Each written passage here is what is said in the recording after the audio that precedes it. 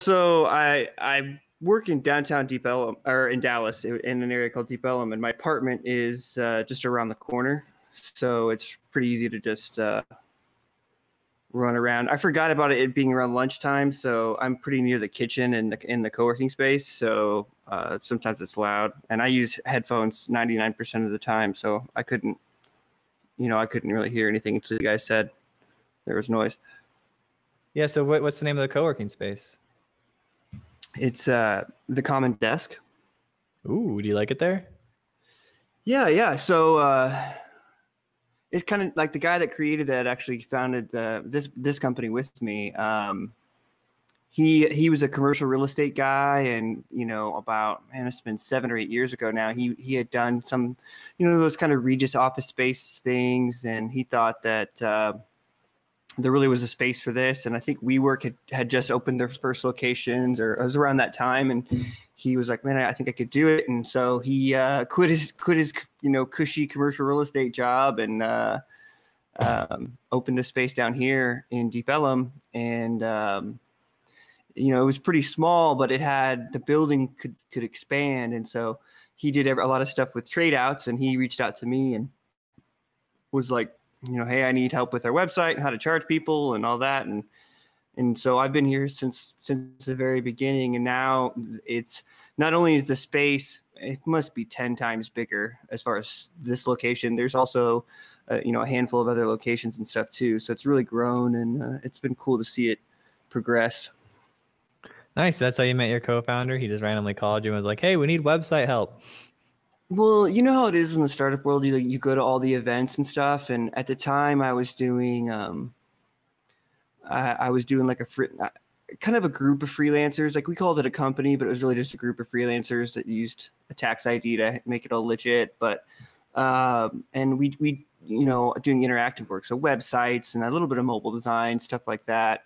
And so it was a great way to pick up clients, because everybody needs a new website and everybody's looking for this and that. And so and good word of mouth. And so he met actually one of my friends, my partners at the time, and that's how she was like, oh, you got to go meet him and see what he wants to do. And he was real excited, and I came down here and met him. And I remember I went back and I was like, he's kind of crazy, but whatever, job's a job. And, that's like, it's what, you want to co-found a company? Yeah, sure, okay, whatever. Well, you look crazy. No, the co-working space, like, before that, like just like, because originally I did the Common Desk website and all that stuff, and like that's when the first time I met him, he was hiring me to do the Common Desk website, and he ended up.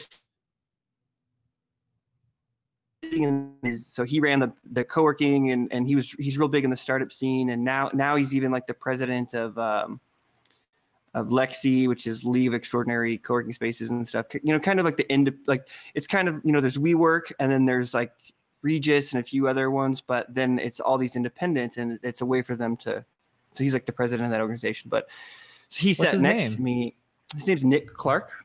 Nick Clark.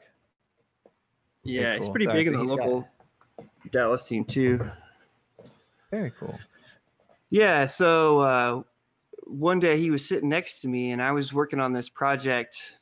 I had already done a bunch of stuff with signage and interactive and things like that, and I was working on this, the flip card game Memory, where you got so I was doing a version of that for like a kids museum, where instead of cards it was like fossils or arrowheads.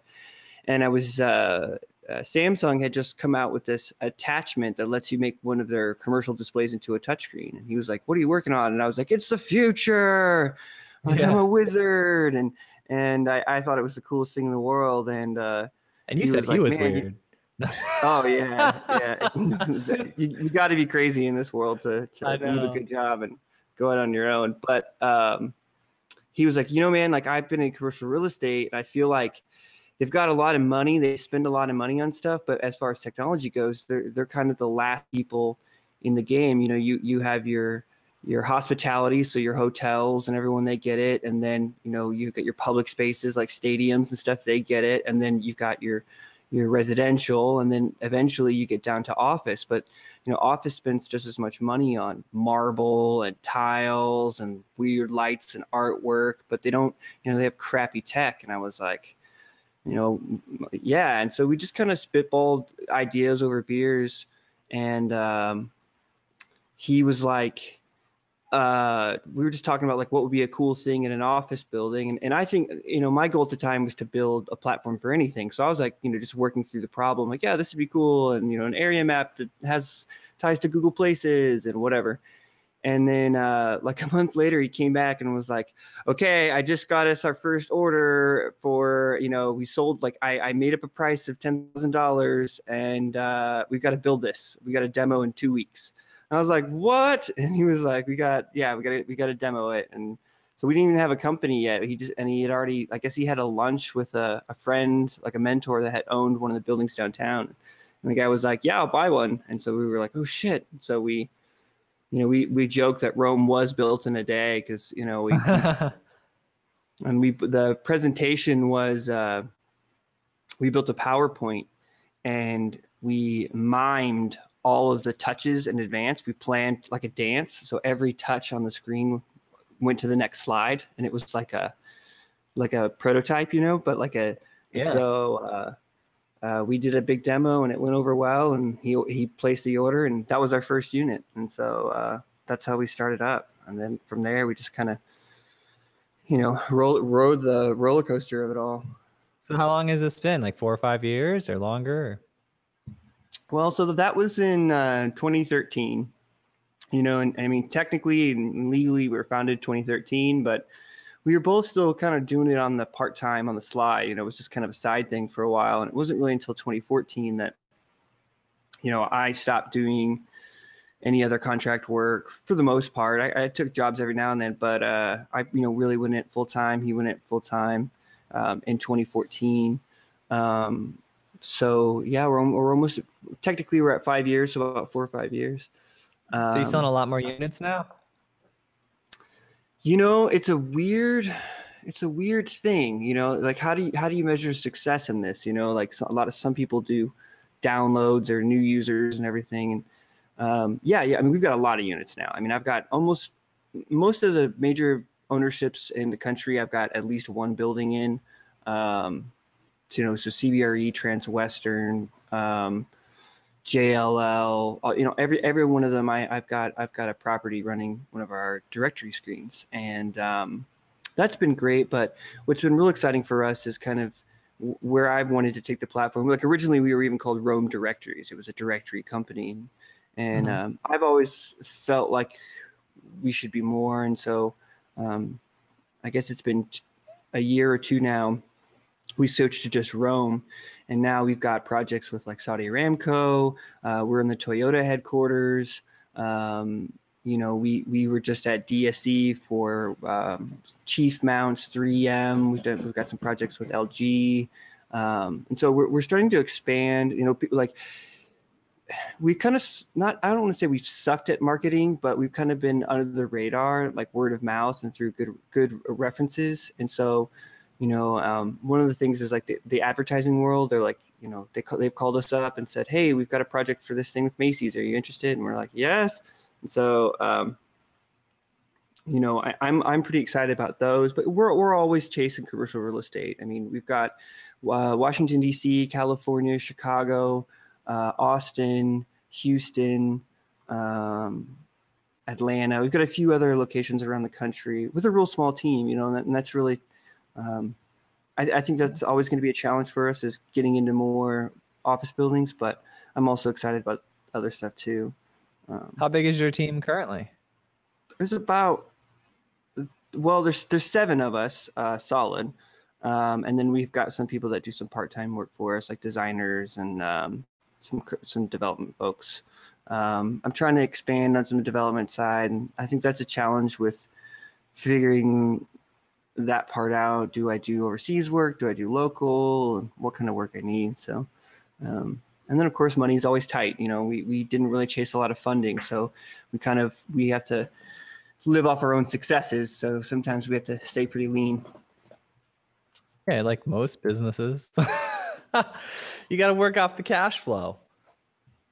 Yeah, totally. But sometimes people they go out, they raise $1 million, Yeah. and then they hire 10 developers for a year before. Like, and the only thing that they've ever done is a demo where we made $10,000 on our first sale, and then immediately turned that into our legal fees for forming the company, and like we immediately used the revenue to run the business, which is like real, like a regular business, I guess. But so Well, they it also kind had of to sell part of their company to do that. that's Like, $1 true. million That's true. isn't free, you know? That is true. I mean, we have gotten a little bit of investment, not very much at all, but just enough to kind of like help cover some stuff. I mean, and it's kind of hard now too. Like, before you sell a product, you're worth as much as you can convince someone you're worth, right? So, if I sell that $1 million or whatever for 10-15%, I'm worth whatever that multiple is. If I sell $100,000 for 10%, I'm $1 million company, and everyone's going to treat me that way. But the minute you start selling a product, you're on a multiple, right? And then, so it's like, oh, how much revenue you have? Oh, I sold $20. Okay, so that's a 4x multiple. You're worth, 80 to 100 if you're lucky. You're like, wait, what? Like a minute ago, I was worth $1 million, and they're like, nah, now it's all based on revenue. So it's, it's been a game of. It's also who you talk to, right? Like everybody, it's your ability to sell the company, and you're like, you walk into investors and you have to find the person who's willing to exist in your reality with the way you're doing it, right? So if you continually pull the conversation to, we value ourselves in this fashion and this is what we do, and then you reject any concept that isn't that, then you'll run into the right people. It just is it's a high volume game, right? You got to find the investor that sees it the way you guys see it. No, you're totally right. You're totally right. And that's been the challenge, I think, for people like us, is in the growing like B2B side is, people will ask us, well, how many users do you have on your system? And it's like, I've only got maybe 75 to 100 users, but if you want to talk about what type of square foot, like how many active visitors, like how many people use my screen, we get 3 to 5 on average. Each screen gets 300 to 500 sessions per day. That means per day, 300 to 500 people are looking for a company, or they're using an area map, or they're even just, and that's on people that actually touch the screens. We're not even counting the people that just walk by. So, I mean, if you want to talk impressions, like, people that are seeing the content, like, so the metrics, I think, for success are kind of difficult. So, well, how many biggest numbers? So you just say, all right, well, we got 100 users, get a high end is 100 users, right? High end sessions per day is, 500 sessions a day. Yeah, you got, 500 times 100, you got 50,000 sessions per day. And then you talk about foot traffic, right? So then you say, oh yeah, but that's against like, 1.2 million foot traffic. And then if you got 1.2 million feet, you got 2.4 million eyeballs. So now you're talking about 4 million eyeballs, right? And then you say the average person goes to the bathroom. So now you're increasing that traffic by 30%. You just play the game. And so, we impact. Yeah. They put the big numbers in front of them, right? Well, yeah, but then so then, to me, like, you're totally right. I think that that's some of the problems with being a technical or even a creative person, is like, I'm literally going to like, oh, how many users do you have? I'm like 100, right? Like, and like what they really want to know is like what you're saying, right? Like, that's where you've got to learn in the startup side. You have to be more marketing and just how to speak to investors and how to get them out of their comfort zone. Well, if you just tell people like, oh yeah, I only have 100 users, and that's the metric that they use in their mind to judge quality, they're going to think, oh, you're a piece of crap. But if you said, I impact, we have 2 million eyeballs looking at our stuff every day, they're going to go, oh, okay, like now I understand. And so that's been one of our challenges is, how do we communicate, our efficacy of impact within our market space. Yeah, just do what politicians do. All right. So people ask you questions, just completely ignore it and say what you want to say.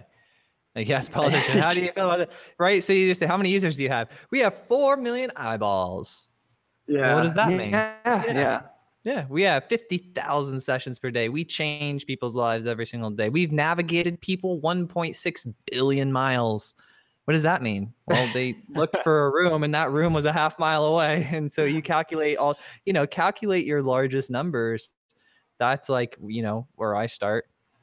right? Yeah, but so the question that I have though is like, how much of that is a facade? What's the value? You know what I mean? And that's the thing that I'm trying to show is what's the value add? Here's how you justify it to yourself. You ready for this? The root reason they're asking this question is so that they can establish importance, significance, and how big you are. So they just know their default is users. They know they're in the most basic form, lots of users is good, little users is bad. So you're not allowing them to understand your size by, I mean, because you cover a lot of area, you know, your large square feet, right? That's square footage is a number. What you want to do is, watch this, like a fire truck, right? And then you could say like banana. So what happens is in your mind, when I said fire truck and banana, little imagery of fire truck, boom, popped in your head and banana, because that's how humans work. Like your prefrontal cortex, like it just paints the image in your head because we are storytellers and that's just how it works. So what you're doing when you're interacting with those individuals is you're painting a picture in your head. It's up to you to be a good artist. Right. No, I think that's fair and valid. And so like, you know, and I think one is a challenge for us too is we have to determine how we, you know, want to measure our own scale and success, right? Is it quantity of units? Is it subscriptions? Is it revenue? I mean, you know, is it geographic coverage? You know, how are we going to measure, yeah, we're taking over the marketplace, you know? And for me, you know, I've felt, I guess that you can't go off like a good feeling, right? Like I can't say, oh yeah, LG called us to build their interactive presentation because no one else can do it. Like that post. Yeah, they did. That is exactly why they called you. And that should be a video, a post, 6 different posts all the time, Instagram, Facebook. Tell the entire world, run a sponsored ad at your potential, you know, all the people that do it. Send a letter out to each of your existing customers. Send a letter out to everyone that's involved in your company. LG just picked us. Like this is the spread the good word, my friend.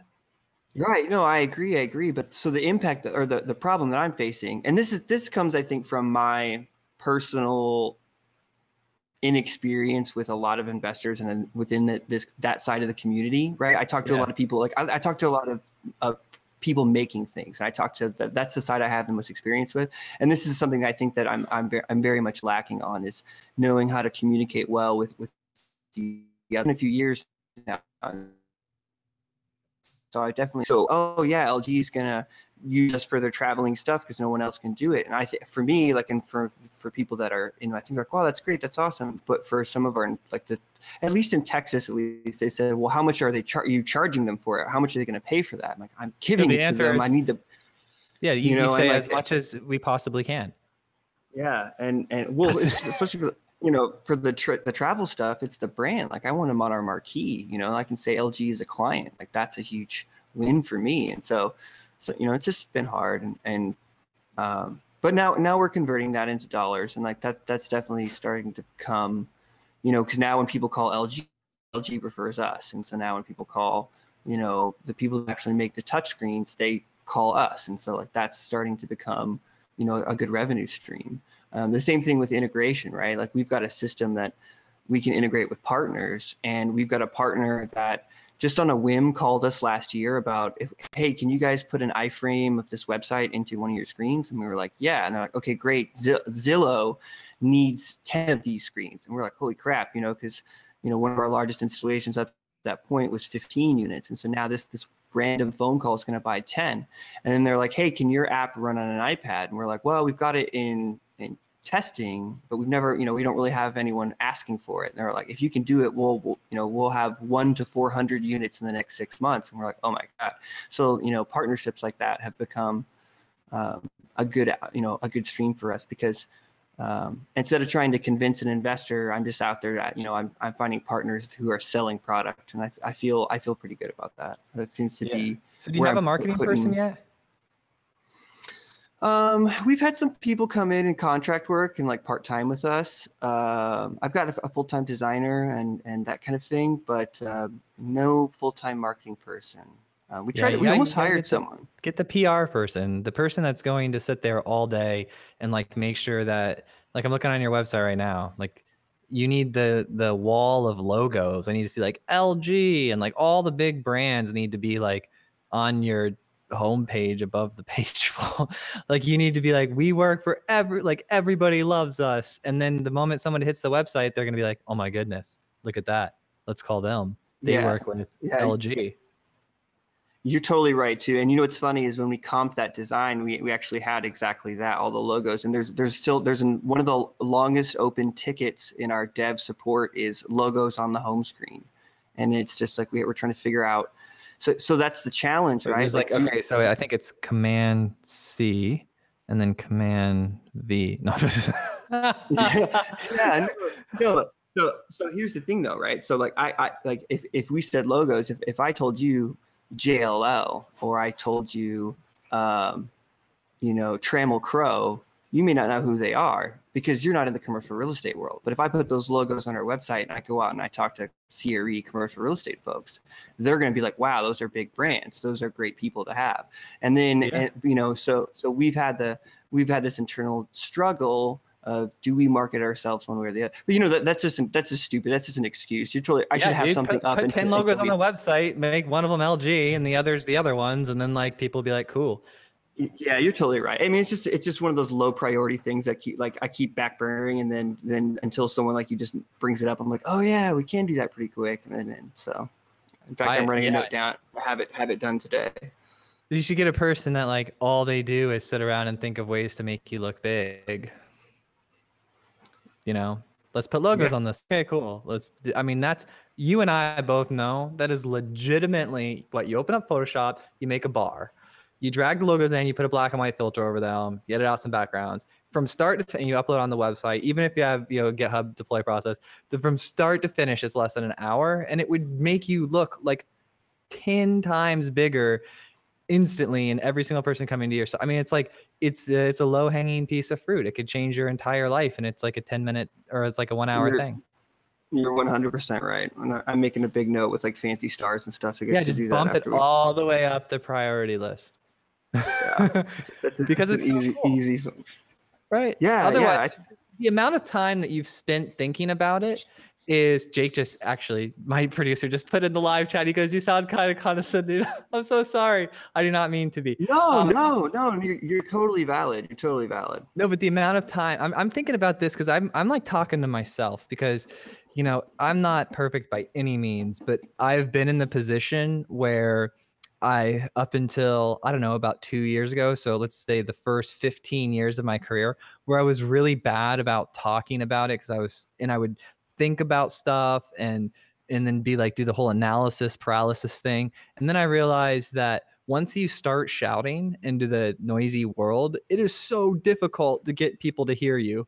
So like start shouting as loud as you possibly can, like right away, and do as much as you can to get attention in like a classy way, and you have worked with those brands. And so that's legitimate credibility that you have. And like, I'm looking on your testimonials, write testimonials on behalf of LG, the person you worked with there, and then send them to them and say, is it okay if I use this?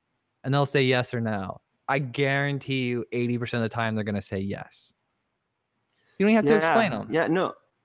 Just say, look. I think that. Yeah. Sorry, no, I think that I was going to say I don't feel that you've been condescending. I appreciate the advice, and I it's more like you're the vocalization of a voice that's been in my head that's like, just do it, just do this, like, and I think that another thing too is like we have a blog on Medium that we've created functionally, and mm-hmm. I've told, like, I do have an operations account management person, which kind of helps with, some of our social stuff. And I've been like, we need to write up an article about what we did for the Toyota headquarters. And then it's just like, yeah. And we just like move on to the next thing, right? Because there's other struggles, and it's trying to make sure that we prioritize that stuff too. And I think that's something that we're trying to do a better job of now. Yeah. So I noticed with myself, what I was doing was I was like making these lists and thinking of like things I should do. And then by the time I'm done making the list, it's like, all right, I spent like an hour of things I should do. Now I got to get to all the stuff I have to do. Right. So it's like, I burn through all my time. So instead what I'll do is I'll just set like a specific time. Like I'll say, all right, in this hour, I've got 1 hour and I'm only going to, work on things that are going to make me look big. And then you only worry about stuff that's going to make you look big in that hour. And then you just like let the whole rest of the day just be the rest of the day. But whenever I find myself putting stuff off for like a long, like, so I wrote a book, right? And then the book did well, and then I wanted to write some more, but I kept saying every day, I want to write some more. I want to write some more. And then finally last, like, 2 or 3 weeks ago, I'm walking out of my house and I'm like, man, I've said this to myself like every single day that I want to write more, but I get into the office and we have all this stuff we're doing. So I said, today I'm not letting myself leave the house this morning until I write an article. And I wrote like 3 articles. And then since then I've written like 20 articles, which is the equivalent of like a book and a half, because I don't let myself leave the house until I've written something. Yeah, I think that's the thing. Another thing too is you forget about the like you feel success at the end of that. You think like you just got to do it, and you have a discipline to force yourself to do it. And then once it's done, you feel like gratification of like, oh yeah, man, I finally did it. Like I think that's discipline to force yourself to like take the minute or the hour, however long it takes to do it is the challenge. And I agree. And so I think that, in all things, not just with work, I think personally too, I think that's the number one issue with the startup world is the first year or two, you have this huge idea and this concept, and maybe you quit your job or maybe you did whatever, and you just throw yourself 110% into that. And sometimes you don't take the time to realize how much of yourself you're putting into it. And you don't take that, you're not going to dinner with your friends. You're rejecting everything on the weekends because you've got to finish a project or whatever. And then suddenly you look up 2 years later and you're kind of like living in this, like you're working all like, it's just a different world. You have to really make an effort for personal space and time and block that stuff. And I think that's something that should also apply to things inside the professional world for like marketing or things that maybe aren't as comfortable with my natural skill set. I gotta do that too. Like, okay, spend an hour doing article posts and promotion. Yeah. Don't force yourself for it to be a certain length. Just say, I want to tell this story and just get it out. Yeah. No, that's true. So what's next for you? What are you pumped about? Getting those logos on the website? Yeah, well, that's number one on my list today. But we've always been releasing through Windows. Like, this sounds so weird, but when we first started this thing years ago, like Mac didn't support touch, Linux didn't have a touch besides Android, and Android was really weak. It couldn't do like gestures or things like that on big HD screens. It couldn't perform yet. But Windows had just come out with Windows 8, and they were all remember like people were freaking out because they got rid of the start menu because they were trying to push everybody onto that touch-based interface. Like they were big on touch. And so we've been on Windows for a while and releasing through like the Microsoft Store in a private thing, so that way it could do like automatic updates and stuff. Mm-hmm. But like I said, that partner was like, hey, can you guys do iPads? And people were like, can you do Android? Can you do these things? And I was like, yeah. And so the unexpected opportunity that's become, we talked about quantity earlier. I'm gonna triple to quadruple my quantity in the next 60 days through a couple projects because of these iPad deployments, or these tablet deployments, I should say, small form. A lot of them are doing where they're just like some information, but we've got like we're in a pilot project right now with Hershey's at their corporate headquarters. They want to put a touchscreen into every restroom facility. So if it needs service or needs cleaning or whatever, that you can tap the screen and request it. And that ties into our partner who handles like service requests and all those things. And so, they came to us and said, hey, can you guys do this? And we're like, oh yeah, you could do that with our platform. And we just kind of put it out there, and they're like, okay, great. We're going to do a pilot, but then we're going to need our first order is going to be for 150 of them. And we're like, oh shit, yeah. 150. Okay. And then, so that has been an unexpected use case that I'm, it's a different price model, and we're trying to figure that out, Write about it. Like I want a steady stream of Dennis updates. Like when this stuff is happening, like flip open the video. You ever like Gary Vee? Yeah, yeah. Gary Vee? He's all like document, don't create. Don't make it special. Just be like, flip open the camera, be like, yo, check it out. LG just called us. Oh man, Nestle just called us. Like, this is so great. And just put it out. Boom. Just put it out. I guess I've been a little scared because like we did a project with Toyota, and I'm allowed to talk about it now, and for their headquarters. So what it is, it's a 75-inch 4K interactive touch table. And in the middle of the table is a spinning Toyota Corolla. And then it's got these 4 little pads around the side, and you sign like a guest book. You come in, you sign your name, and then there's like a couple like kind of survey questions, like, do you own a Toyota? Do you do whatever? And so there's some data capture elements to it. But when you sign, I spent way too much time on ink, making it look like ink when you touch with your hands. When you sign, it splashes onto the car like a wave. And your signature goes onto that Camry with all the other signatures, so it looks like you signed. I'm like mad at you now. Like, why are these not the videos on your homepage?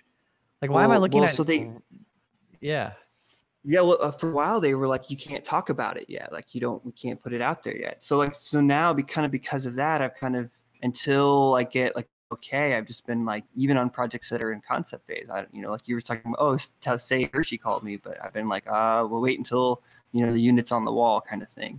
Yeah, but you've got like 70 units on the wall and there's 0 videos on your homepage. Well, that's true. That's true. And there's like the stories of it, like the delivery story, the installation story, the video of you guys installing it, the video of you guys going through QA, like, right before it ships, then just hold that video for a week until it hits the wall. Like, I want to, what they say like, show, don't tell. Like, show me. Like, your screens are great, but there's no videos of your screens operating. And they're like, you're explaining to me the most coolest, amazing stuff. I have a friend, his name is Robert Janito, and we were working together, or we weren't working together, but we were working in the same space. Like, he was in technology, I'm in technology, and we're in the same town, and we knew each other, and great guy. So he was very engineering focused. He was in cryptocurrency, right? But he's been in it for like way long ago. Like, he bought Bitcoin, like right when Bitcoin was Bitcoin, right? So he opened up a company. They're massive now. They're like really large business, and they're one of the largest, cryptocurrency exchanges. But, he was about 2 or 3 years into it, and he was doing all right. And we talk here and there. We both have kids around the same age and stuff. And so every once in a while we'd go out to dinner, and I would, make a little fun of him because his whole website is like the default Bootstrap theme. Right. Yeah. But he's got a product that like nobody knows, but all the developers use it for integrating API and doing these transactions. And he's got a huge network, and they make lots of money through the transaction fees. So I told him, I was like razzing him. I'm like, man, if you just let me, like, I had an app company with 14 people before I decided to pursue the show full time. And so I was like, look, I have designers on staff. Just please just cover their costs. Just like, you don't have to be a client. Like, just let us do your project just so it's not that anymore. And he finally convinced, dude, his business tripled. Because we communicated what they did and we showed what they did. And it was like, he had this long text paragraphs explaining what he did, and he had some like very basic information. Now, obviously you're way far ahead of that. Your website's absolutely beautiful, great design, super usable. The only thing is that it doesn't, I want to see more of these awesome videos that you're talking about that I have no idea about. Yeah. And that's actually like, so I do have dedicated salespeople, and that's like, they're like, that's their big thing. Like, they're even making stuff on their own, like, making their own arm videos. Your people. Give them ammo.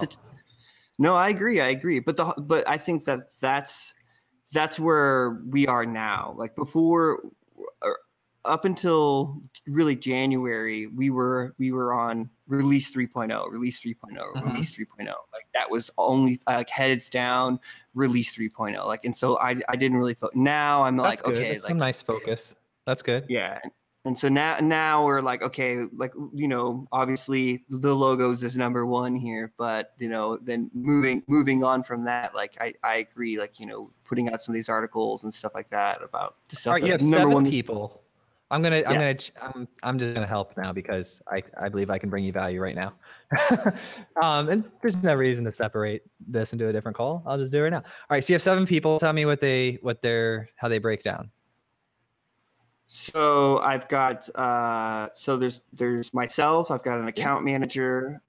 Okay, so myself. Brittany is my account manager. I've got a director of sales. I have a full-time designer. I've got my partner, Tucker McCormick, and then wait, hold on, wait, who am I missing?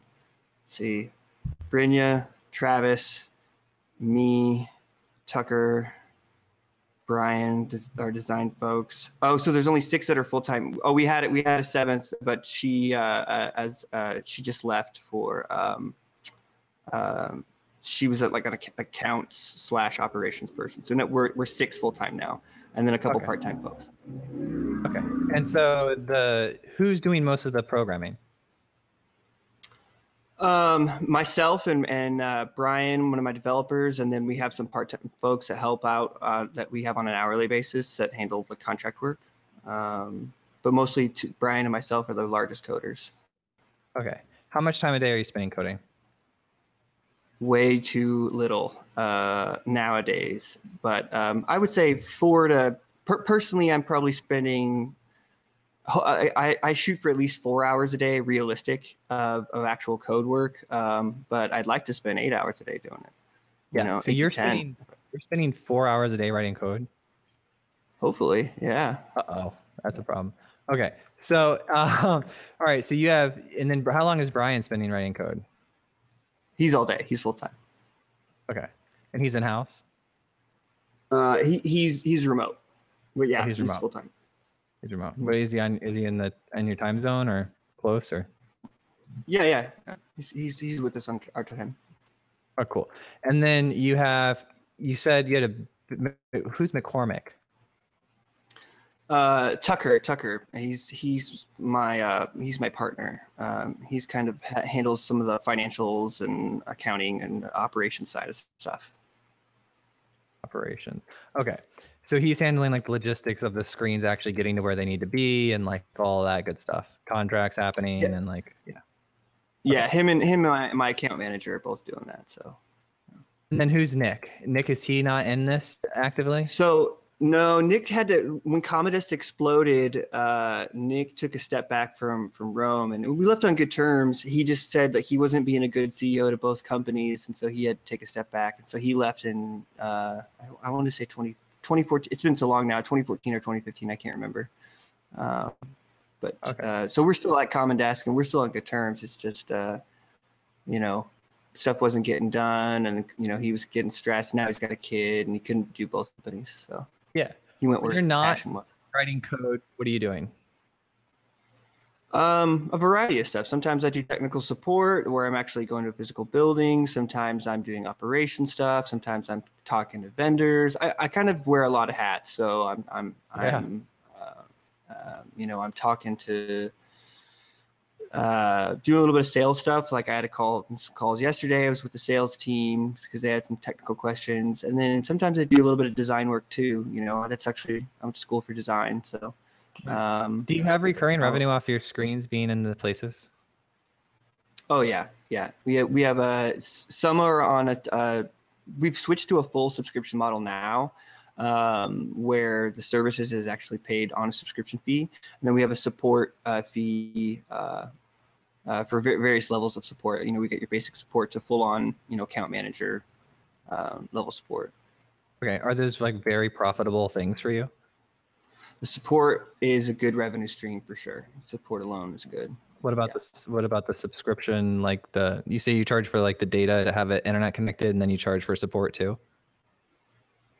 Well, so we charge for the example I give is like, we charge for like Netflix, like just having, like being able to display the content and control everything. Like that's the service fee itself, updating the app. Like we don't charge for the software app or the licenses, but we charge for the service.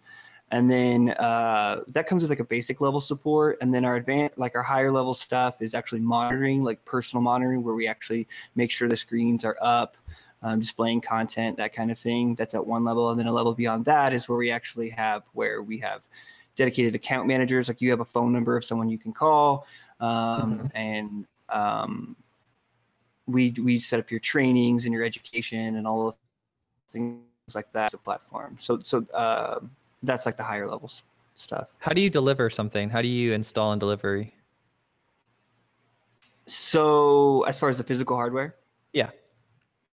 So we actually have partnerships through various national installation groups and technical groups. So we used to actually have ourselves, but now we use like Snap or ITS, and we've got a contract with them for a set, and so we can install anywhere in the country.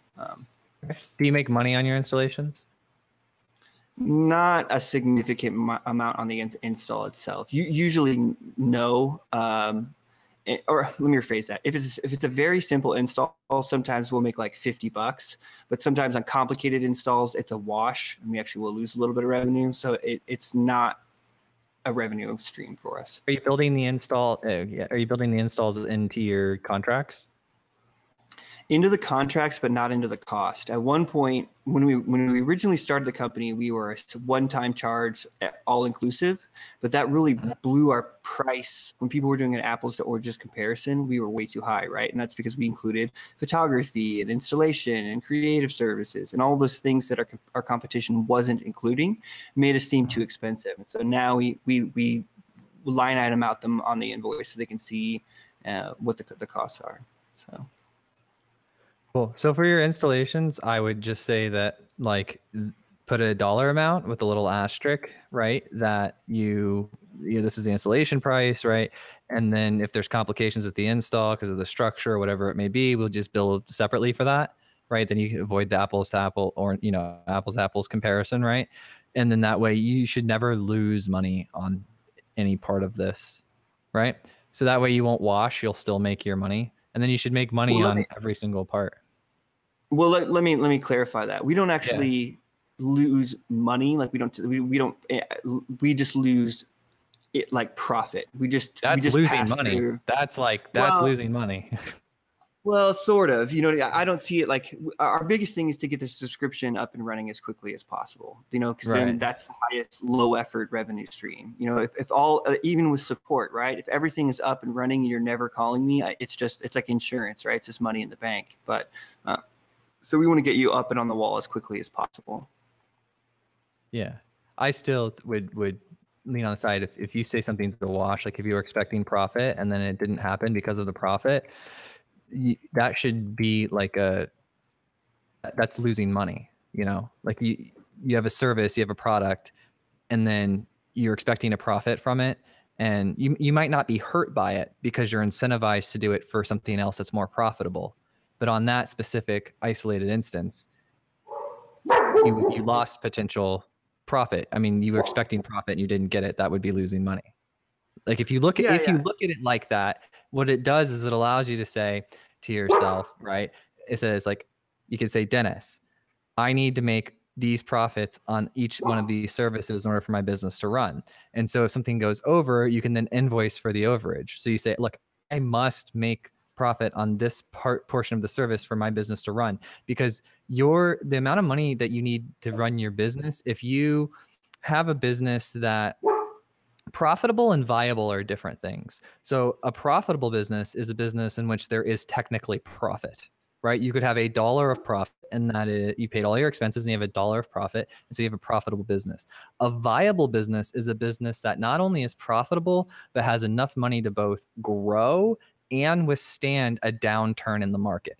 If the market crashed today and your business would go out of business because of a loss of 30% of sales, then it's not a viable business, although it may be currently a profitable business. So you have to structure your business so that it's not just profitable, it's viable. It'll withstand a turn in the market, and it has enough cash to grow even in a down market.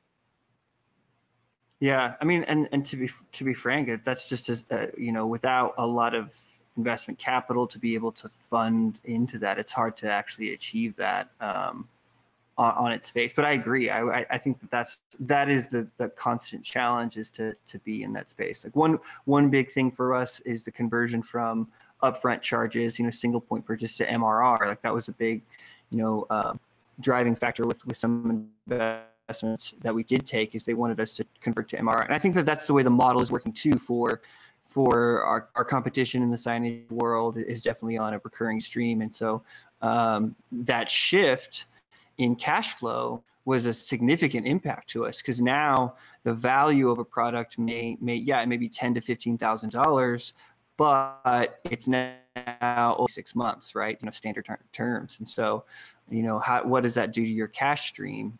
Where before you took in, you're taking in $40,000, $50,000 in cash per month. Now you're taking in 10, 12. So, you have to be able to weather that storm. So that's the biggest challenge that we have. And now increasing. Why did you change? Why? If you were to draw a giant piece of, for a pie chart, you'd say the digital signage world is a $40 billion industry by 2020. It's this big giant circle, and that includes everything from retail to public spaces, things of that nature. And then you're to draw commercial real estate, it would be this really, really small circle within that. Like, it's just not, even at its best scale, it's only going to be $1 billion industry with just a focus in CRE. And so the directory people are that upfront payment model, right? They're the ones saying 10 to 15 grand. Everybody else is monthly fee. So to be competitive in that monthly space, we had to shift the core of our pricing model to that. Now we still, for CRE, we still serve them like a upfront option, like a buyout option, but but yeah, we had to make that shift to be competitive in the rest of the space. Because otherwise, like if we went up to someone and we said $4 for your 4 menu boards for our platform, they would say, nope, I'm going to go pay $300 a month instead, because they're a franchisee and their cash stream is low, and they're trying to figure out how to, like every month they squeak it by. And that's one of the ways they do it is, so we switched to the MRR model, and I like it better. It just puts more of a burden onto us on cash is the only difference. That's super interesting.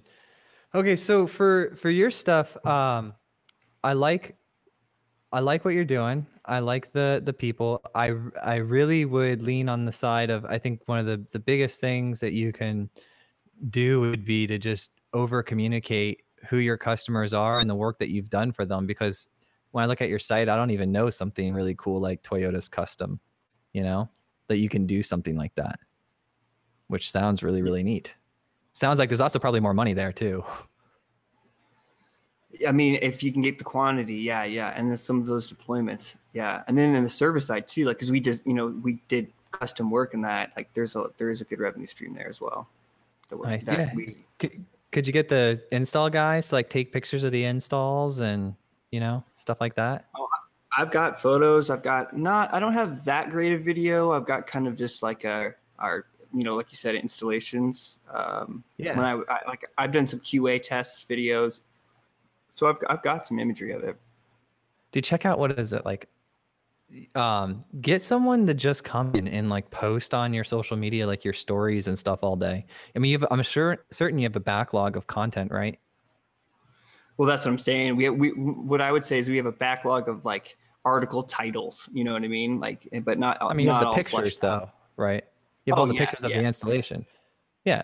So think in terms of post, like a post, like, hey, working with LG, designing this, and then take a picture, post a picture of the thing you did for LG, or like a 30-second clip of you can run your screens digitally on like a computer. You have a setup in your physical office that like is a dry run station, right? Where you can actually like load up different projects in a demo environment.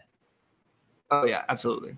Okay, well, hire a person for what, $12, $14 an hour to sit there all day and go through every single one of your 70 past clients and boot a demo up and make a 30-second video of clicking through. Check out what we did for so-and-so. Check out, and then put a schedule together. And then every 3 or 4 days for the next 6 months, have a post go out and like tag people in it and comment. And you just watch. Everyone's going to see you do what you do. The whole world will see it.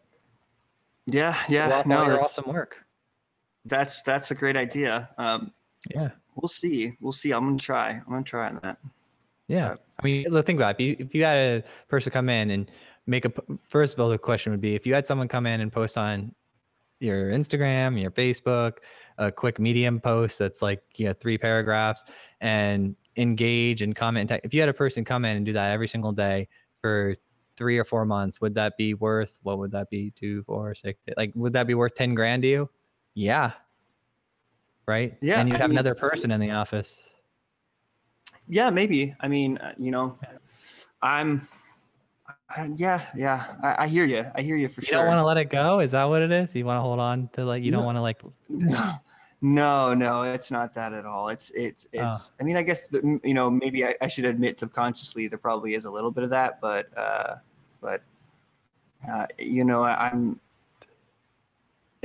think that's not a bad idea. It's just like, when am I going to find time to do that too? Oh, you make time. You don't find time. You make time. You own time. No. Well, that's what we were talking about earlier too. Is like, I have to have the discipline to say, do this. And I think you're right. I would say, talking through that, I agree with you. I think that's important. Yeah, because you could be like the Gary Vee of digital signage. Yeah. Like, have everyone like follow my Facebook posts about digital signage. Yeah. Own the digital signage space. Like, when I think digital, like, go have someone book you at 3 conferences speaking about the digital signage challenges at some conference that would want to hear that. And then you have your big logos on your homepage. So when the conference organizer sees that you actually have these like 70, or to 100 installs, when they see, oh, you actually have, 50,000 sessions a day, that's how many per year, right? What's 50,000 times 365? Let's do this real quick. 50,000 times 365. Annually, you have 18.2 million sessions a year.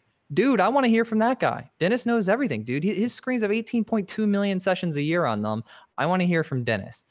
Put together a quick talk. Go talk about, dude, you own the space, and then you'll have, everyone, you'll have a line out the door of people paying 2 to 3x. You won't be competing on price like all the other chumps, right? Everyone will want Dennis because you're Dennis and because you're the expert. Yeah.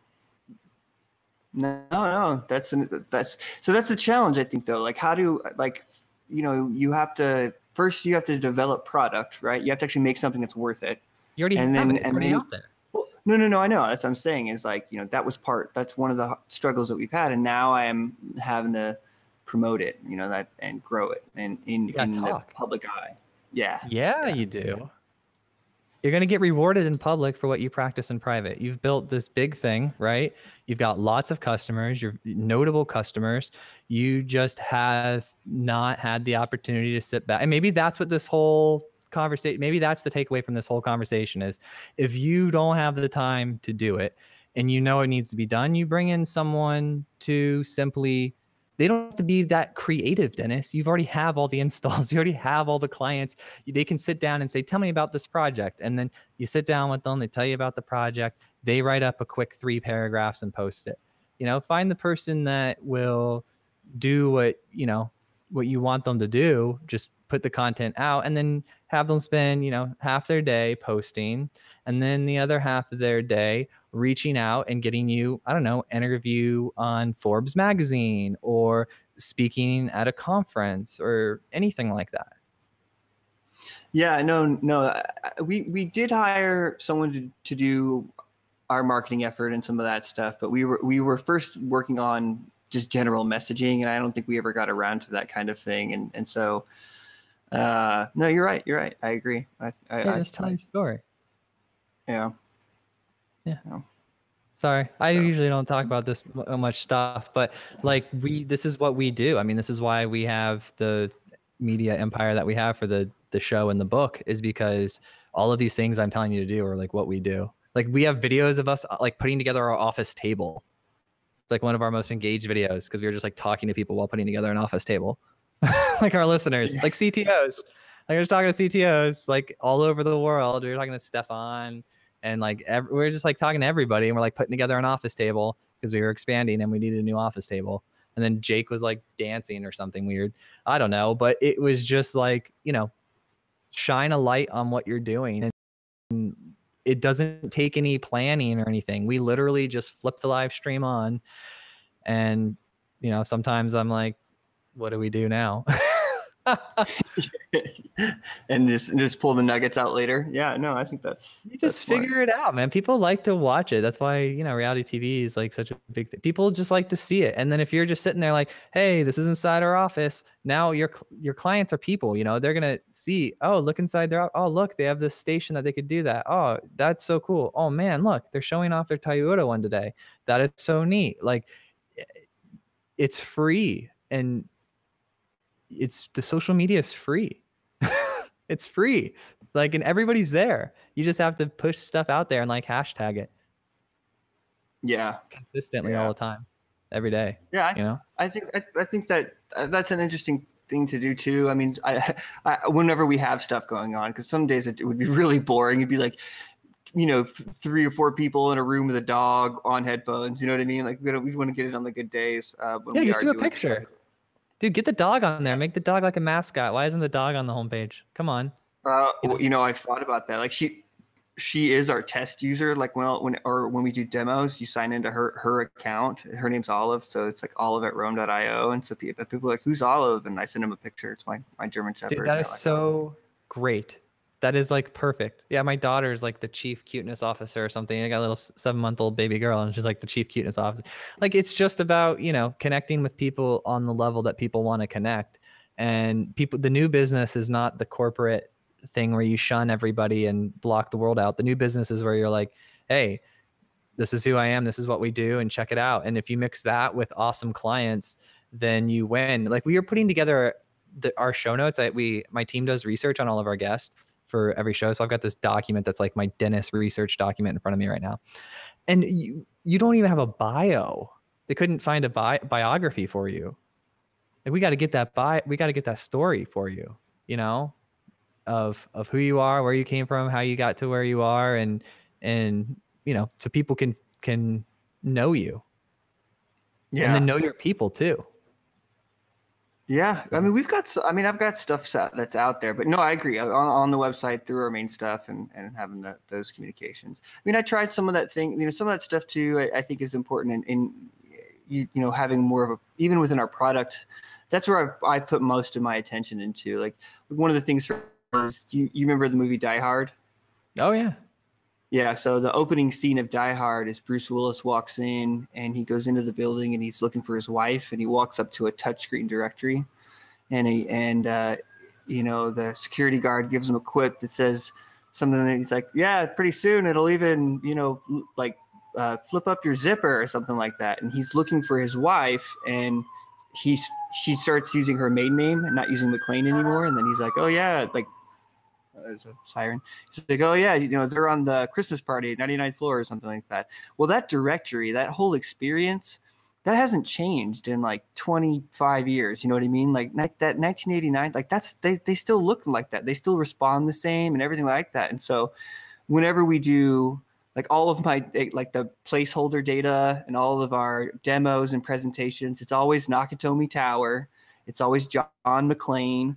You know, we try to bring some of that kind of, you know, we talk about it in our presentations, and, you know, and we definitely try to push that as like a, you know, a binding narrative of, and that little bit of funniness and you know, into the design and the conversation. Yeah, and then do some like innovative, like do like a labs series of videos where like you buy an Alexa and like somehow do this little integration with Alexa, right, where you use your voice, even if it's not like functional, like it's just Alexa's hot right now, you know, and just like show something. Or they have those gesture recognition cams, like just do a little labs project where you just make like a sweeping gesture, so be like, you don't have to always touch the screen, and it doesn't even have to be actually something that you deploy or something that's like legitimately usable in a commercial scenario. But by you putting that out there, you're like the first screen with an Alexa integration. Like, who cares if it makes sense? Like, you want to be the first. You want to be the first to do full gesture recognition. So now you don't have to touch the screen. It'd be great for germaholics, right? And then like just put that out there and hashtag it like germaphobes, right? Like, because they actually really like being they don't mind it. It's like a little thing that they're prideful of. So like you could do these little things to break out into the world and separate yourself, and then people will want to work with. Yeah, sure, you're a little bit more, but man, you're the Alexa voice people. You're the people that did the gesture recognition. You're the people that speak at the conferences. Like, you're the best in the world. Like, everybody will not like Toyota will say, you tell them, no, we're busy. And they're going to say, no, tell us how much, like, for the next project. Yeah. I think that's actually a really great idea, because like the whole thing with the iPads, what some of the stuff you're talking about, I just do it on my own to see if it's possible. And I think I've never really thought about putting it out, like the whole iPad thing, right? Like, could our app, someone asked me, hey, could your app run on an iPad? And I was like, I don't know. And so I went out and made it run on the iPad, but then I just showed like one person and put it in a shelf. And it wasn't until almost a year later that someone else, like a customer, asked about it. And so there are things like gesture cams. I don't know if you're familiar with audience metrics, where it detects if you look at the camera, or if you look at the screen, and then it says like everything. Some of it's kind of creepy, and you gotta, like, it's a fine line. But the age, race, emotion, height, that kind of thing. Like, we've done experiments, and like what you've talked about, and I just never shown anyone. I think that's actually a really good idea. Even if it's not a thing that I'm like, oh, this is now a feature. It's like, hey, we're just fiddling with this. Check this out. I think it's a great idea. Call up Victoria's Secret marketing department and say you want to do like a marketing piece of content with them, where you make a board for them and you do something, and then they post it out on their social media, right? Boom, millions of hits. Board by this, and then paying $10,000 a post right now for influencers. But you do something creative with them like that. Call up the NFL, do some creative board or something like that. Like, you can do all of these things where you get massive publicity, and it's not like messaging, or it's not like running Facebook ads. It's not like spending money in a sense of advertising. It's spending money on your time to do creative stuff with people who have large audiences, and then they'll push it out. And then now your life, Dennis, becomes doing really cool projects that you really enjoy behind the scenes, like tinkering and stuff. And you hire another developer, and you hire a PR person, and you let the PR person and you get opportunities. The other developer take over your 4 hours a day. And now your life has just completely changed. You're only making a little bit difference money, because it takes a little bit to get the time for everyone to go out and for it to leak and for the results to come in. But take a couple months for it to really gain traction. But right away, you just changed your life from being busy and chaotic to like just doing these fun projects, and they have legitimate business decisions behind them, spending some time adding stuff. Don't work in your business, own your business. Don't be an employee of your business, own it. And the owners, the way that they operate, if you watch great owners run their business, they're not stressed out in the weeds and not able to have time. They have time to do the things that they want to do. Like, they wake up and they say, yeah, I want to figure out how to get on CNBC today. That's what I'm doing today. Like, in their business is running, because designing a business is designing a series of repeatable processes that your team carries out. So you already know you have a repeatable process. You're writing code that your team can carry out, have someone do that. And then you move on to find the next process. Then you'll find that, going out and interacting with these people is what's really growing your business. So then take the part that's most difficult about that and have someone else do it. And then you just show up to the meetings and do the cool projects and think of the creative. You sound like a very creative person with your tinkering and whatnot. Like, hearing you talk about it is one thing too. Like, I think I definitely agree. Like, it sounds very ideal. And I think, and in the sense that, like, I wish that's how things were running here, Yeah. And I don't know if it's the letting go of control thing, like you mentioned earlier, but sometimes I feel like there are things, well, especially now, like just like today now, there are issues in code or problems or features or so on and so forth, where there really isn't anyone else who can do them. And until we are able to get people that can fulfill, not to say that I'm the best coder in the world by any means, but I do problem solve or come up with things or do whatever. So there are some stuff now. And I think that I liked the concept and of doing that. And I agree with that should be the direction to go. But execution is hard to get it to be there. And I think that's the challenge that I'm in now, is getting to that point. I just kind of brought it up right in the middle of a call.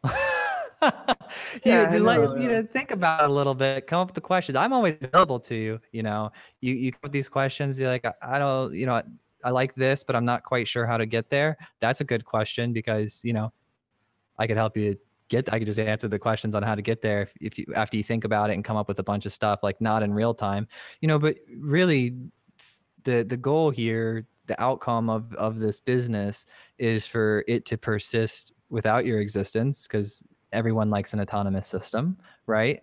And so if your focus is on a micro and not on a macro, then you're never going to hit the macro. So you just kind of work backwards from your outcome, and it doesn't happen, overnight. But at least when you wake up tomorrow, or when you get off this call, you say, I'm going to move in the direction where all that stuff that Joel really said sounded good. I'm going to move in a direction where, like, that's my reality. Like, that's what I wake up to. That's the life I have.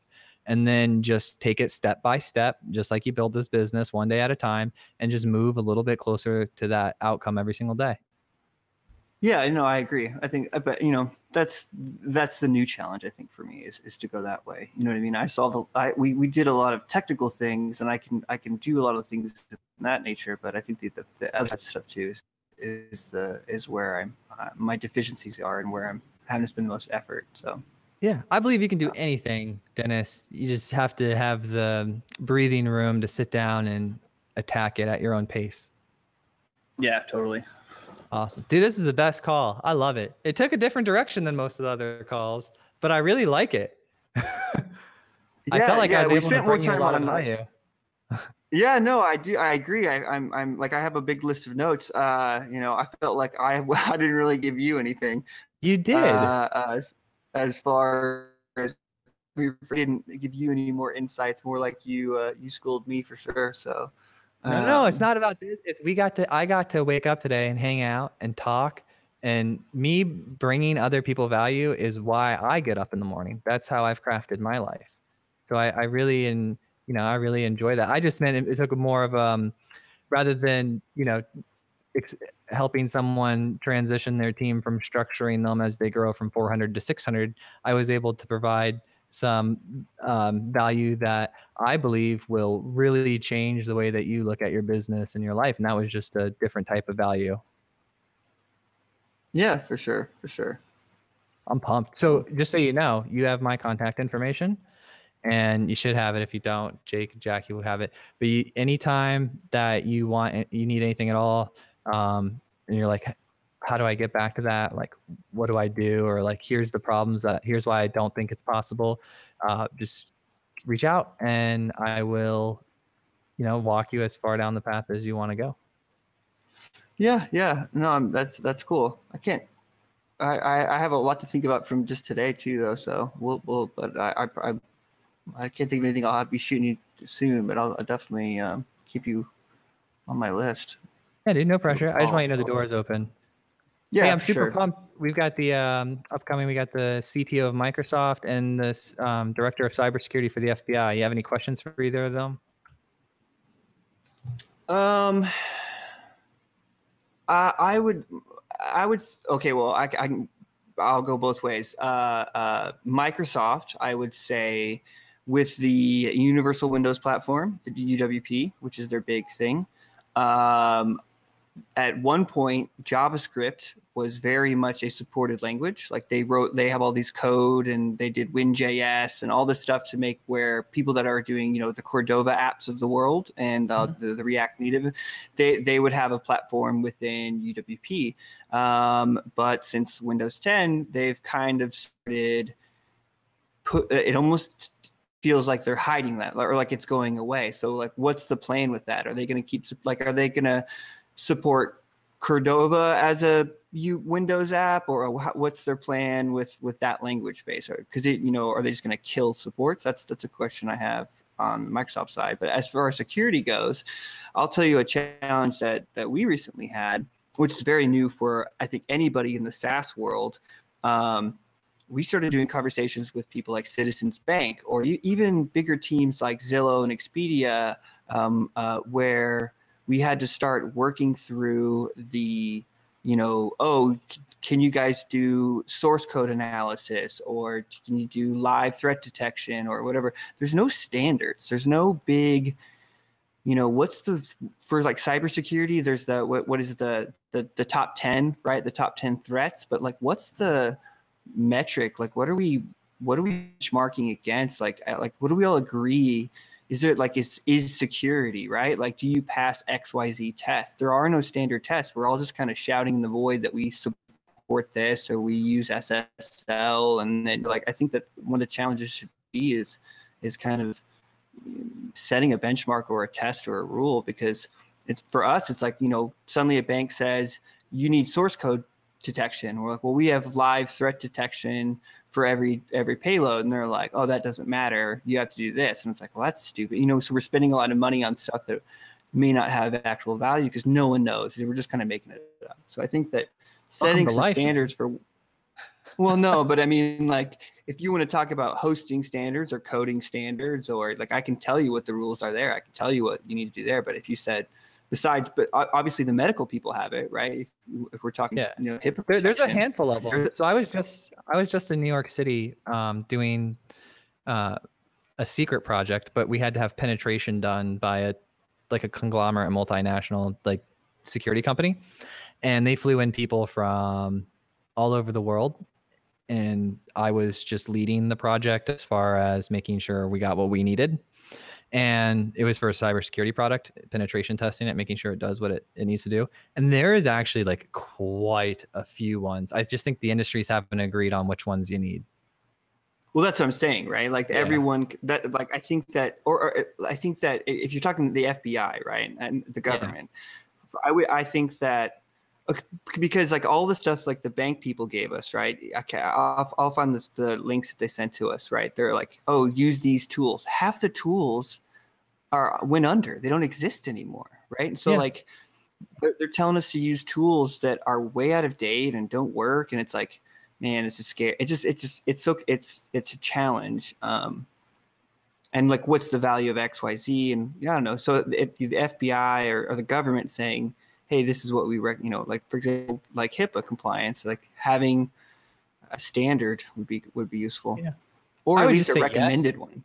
When they ask what you're doing, he's like, learn all the buzzwords for the industry. He's like, yep, we do that. Yeah, we do that. And then just do MVP it. So just do the minimal amount you can say to do it. And then aside from all of that, take a step away from all of that, and then make sure your systems are secure up to your standards, right? So say what say, follow the trend, go with the trend of whatever the buzzwords are. And then on the back end, make sure that you're actually taking a legitimate, rational approach to your security.